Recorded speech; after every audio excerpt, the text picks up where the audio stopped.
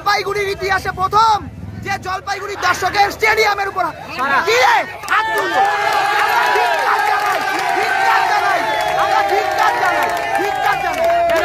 এই খেলাতে ধিক্কার জানাই, এই খেলাতে আমরা ধিক্কার জানাই। দেখুন আপনাদের একটা কথা বলি, ফুটবল মানেই উত্তেজনা, সেই উত্তেজনা থাকতেই পারে, দর্শক যা ইচ্ছা বলতে পারে।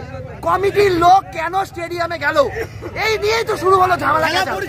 আজকে কমিটির লোক এত বড় একটা টুর্নামেন্ট চালাচ্ছে, তাদের উচিত কি ছিল যে দর্শককে সান্ত্বনা দেওয়া, যে দর্শক আপনারা শান্ত হন, আর হবে না। হয়েছিল কিভাবে? সূত্রপাতটা কি হয়েছে? সূত্রপাত হয়েছিল তাদের কমিটির একজন সিনিয়র পার্সন স্টেডিয়ামের ভিতরে যায়। কেন যাবে? কেন যাবে?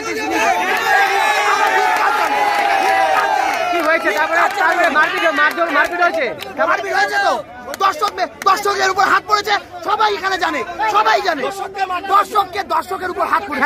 এরপরে কি খেলার পরিস্থিতি থাকবে, খেলার পরিবেশ থাকবে?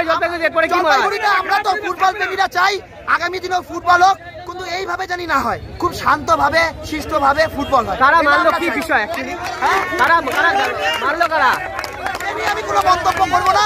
আমি একটা কথাই বলতে চাই, কমিটিকে অনেক শান্ত মাথায় কাজ করতে হতো, কিন্তু কমিটি সেই শান্ত মাথায় কাজ করেনি। আজকে কাদের খেলা ছিল? আজকে খেলা ছিল রায়কোটপাড়া ইয়াং অ্যাসোসিয়েশন ভার্সেস জলপাইগুড়ি একটা লোকাল টিম চাচা ব্যাটালিয়ান বলে। তাই দুটো কমিটির খেলা ছিল, হ্যাঁ দুটো টিমের। তাতে কি হলো হঠাৎ করে আপনারা বাইরে এসে? আমরা বেরোলাম যে এই নিয়ে 2-1 বলে একটা রেজাল্ট এসেছিল, সেই রেজাল্টের মধ্যে দর্শকরা একটু ক্ষিপ্ত ছিল, মানে ভুলভাল ডিসিশন নিয়ে। তো সেই জানাই দর্শকরা একটু চিল্লা হাল্লা করে, যেটা করতেই পারে তারা অবশ্যই। সেই সময় কেন কমিটির একজন সিনিয়র পার্সন, সেটা সবাই দেখেছে, একজন সিনিয়র পার্সন ভিতরে যায় এই নিয়ে বচসা শুরু হয়। তারপর নিয়ে আপনারা সবাই জানেন, আমার কিছু বলার নেই। ধন্যবাদ। আপনার নামটা বলুন।